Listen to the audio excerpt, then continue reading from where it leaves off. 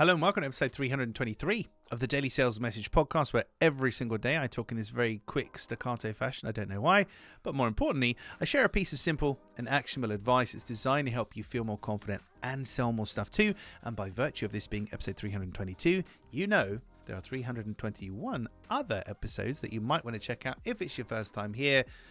I know I'm biased, of course, but lots of great free actionable value there for you, particularly if you're a coach, consultant, small business owner, fledgling salesperson. We really go back to the basics and nitty gritty of selling things in the right way and doing so with honesty and integrity, not convincing and persuading and pushing people and doing all this kind of underhanded stuff that you might think is necessary to do well in sales and selling.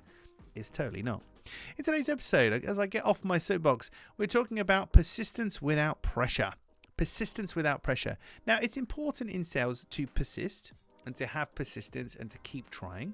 A couple of caveats. We don't want to keep trying if the client's making it quite clear that they're not interested. So if you're not getting any responses from somebody, behavior is a form of communication, so no response is a response. We don't want to do that.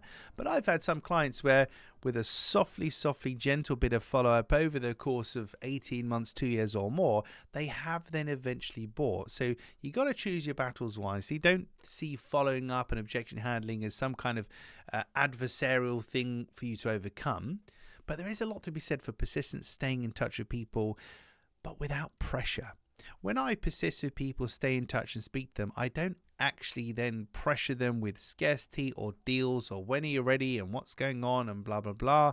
I have a very light touch approach to how I follow people up, and I take an intelligent approach to it.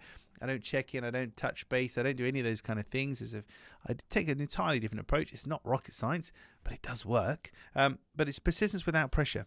So just want to bring that to your attention today, because if you're following people up and you're applying any kind of pressure to them, any kind of, well, you have to let me know by this date and we've only got this many left and blah, blah, blah, whether it's real or whether it's made up to encourage them to act, and hopefully it's not made up, but whether it's real or made up, when you have to recognize when you apply pressure to people, it can push them away. And we know this is true because when you're buying something, somebody pressures you, it'll push you away. You won't like it. If you don't like it as a buyer, why are you doing it as a seller?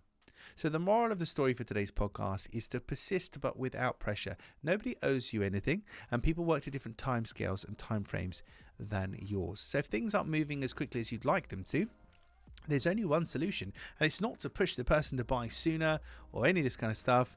It's don't chase them, replace them. It's to find 100 or 10 or 50 more potential buyers to replace them with. Don't chase them, replace them.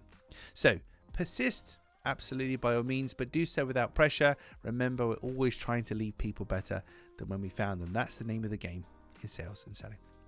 Right, that's it for this episode. Tomorrow in episode 324, we're going to be talking about something that drives conversion like nothing else. Like nothing else. There's nothing else you can do that's going to drive conversion more than this thing.